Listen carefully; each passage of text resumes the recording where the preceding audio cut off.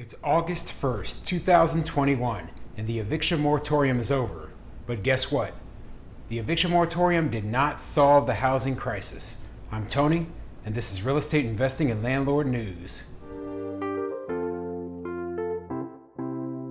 Alright, so I have an interesting article for you today, and it's going over how the eviction moratoriums didn't solve the housing crisis. But before I get into that article, go ahead, hit that like and subscribe button, maybe leave a comment down below, and let me know what you want to see on this channel. Now that the eviction moratorium is over, I'm going to be doing more general landlord content and hopefully less content about the effects of this eviction moratorium. So, this article, it comes to us from nationalreview.com, and it says, "Eviction moratoriums didn't solve the housing crisis." Justice Brett Kavanaugh recently used peculiar logic to uphold the CDC's eviction moratorium, a policy he himself agreed was improper. However, the CDC's moratorium will be lifted in just a couple of days, and the housing crisis is only getting worse.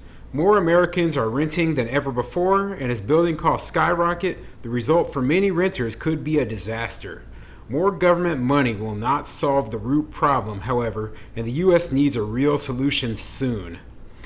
The housing crisis in 2008 created a number of challenges, one of which was the spike in renters and rental housing. From 2008 to 2016, the renting population increased by about 5% and has continued to rise to a record 43% today. However, as Business Insider found in 2016, the increase in renting was uneven, concentrated in the East and West Coasts. This represents an obvious problem for many in our nation's biggest cities, where high overall living costs make high rent even harder to pay. Well, what you notice is that the places where they have the most restrictions on building, the places where it's hardest to build new housing, that's where the housing costs are the most expensive. So, and it's not all about those being the most popular places, because if you look at it, right, places like Phoenix, Arizona, Dallas, Texas, Atlanta, Georgia, they have huge amounts of growth rate, right? But they also have governments in place that make it easy to build houses. They allow the sprawl to occur, because sprawl isn't a bad thing, because what it really is that the builders are building enough housing for the population that's moving into the area. Now, even in those places that I just listed, yeah, the prices are going up, but they're not nearly as high like as in California. So California puts all these regulations on building houses. They put all these rules and laws and hoops you got to jump through, and it makes it extremely expensive to build, even though they have plenty of land out there. But they are so concerned about, environmental impacts and all this other stuff that they essentially created their own housing crisis by making it too difficult for developers to actually build. So that's the truth.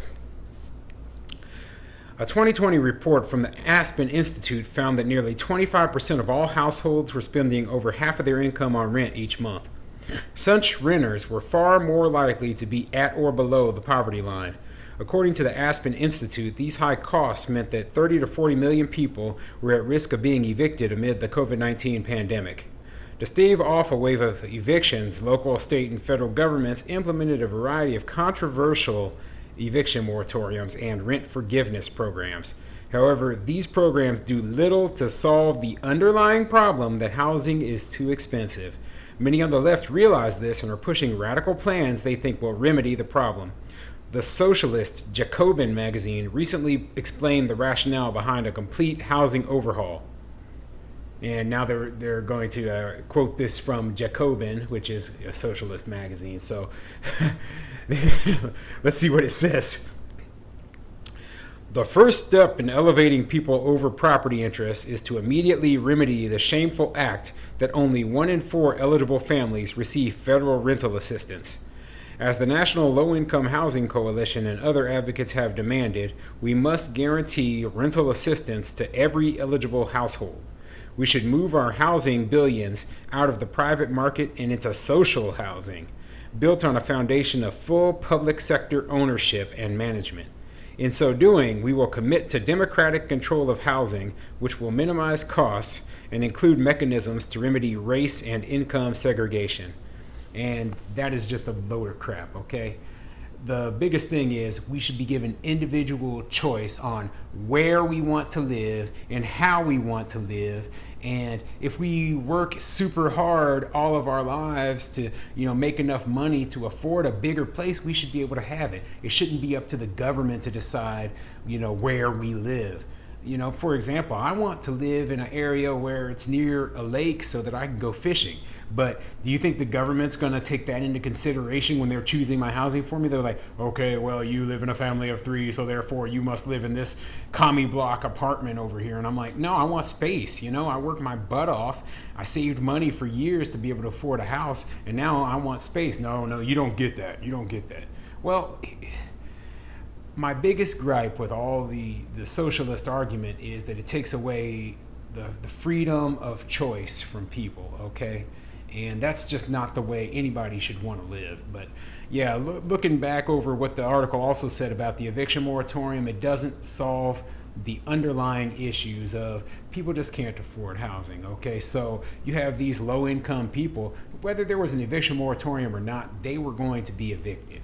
And they were probably going to face difficulties paying their rent at some point in time. So it really doesn't make a lot of sense to have even put the eviction moratorium in place because, well, one, it violates our constitutional rights, but two, it doesn't really help these people at all and ends up putting them in a deeper hole because a lot of them, they're not going to qualify for the rental assistance, or the rental assistance won't actually cover everything they owe, and even after the rental assistance pays, they're still going to have trouble paying rent. So yeah, I mean, the better solution would be to be able to make housing lower cost so these people can actually afford to live in these places.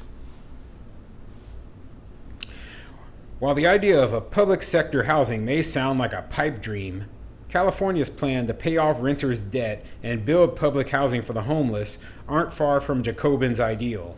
Other prominent cities such as Portland have adopted similar types of solutions and are signaling they may continue them into the future. Unfortunately, this approach is flawed. Eviction moratoriums do nothing to solve the problem of high housing costs. In fact, they make the problem worse by disincentivizing new construction. Further government-built housing is unlikely to solve the problem at scale and without significant cost overruns. Luckily, there are better solutions to the housing shortage that are more politically feasible and can be implemented without significant government overreach. Yeah, building a whole bunch of public housing. I mean, you can just take a look at all the public housing that they built back in the 60s and how awful it was and how much people hated it, how it turned into a straight ghetto housing projects, as they call them.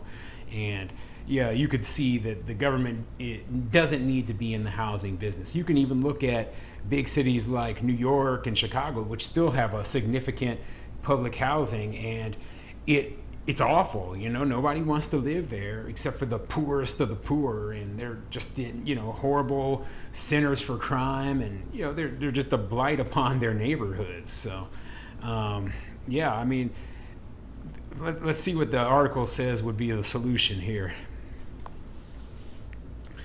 The most important step is to address the regulatory burdens on construction that currently stunt it and drive up costs. A study by the University of California, Berkeley, found that building costs in California have risen 25% in the last decade. These trends are in large part tied to local regulations and approval processes. In a striking example of how ludicrous it has become, one developer was denied a permit for a new San Francisco housing project because the building would cast a shadow over a local park. According to Curbed, the new building might obstruct 18% of the park at certain times, which was enough to get the project canceled. Yeah, that's it. Government regulation, bureaucracy, NIMBYs, not in my backyard. Those people are the ones who are causing the high housing costs, okay? And they throw in all this stuff about, oh, well, we don't want to cause global warming. Oh, you got to put solar panels on top of the house. Oh, it's got to be so, and then next thing you know, the housing costs are so high that normal people can't afford a home. So even in the state of California, the median household income is only around like $75,000, $80,000 a year. So that means half of all households make less than $80,000 a year, even in California, which is one of the highest paid states in the entire country. But if you look at their housing costs, you can't buy a house in Southern or Northern California with that income, okay? I mean, you would have to make a lot more money in order to do that. So that means that more than half of all the people in the state of California are locked out from home ownership. And that's not the way it should be. So, my suggestion to them is, keep in mind all these policies and everything in California that have prevented you from living a life and being happy and buying your own home, for your family, and get out of there. Move to somewhere where it's less expensive. If you look at Arizona and Nevada, their populations are booming, and I'm sure that they're full of people who are former Californians who found that they could finally afford to buy a home somewhere else.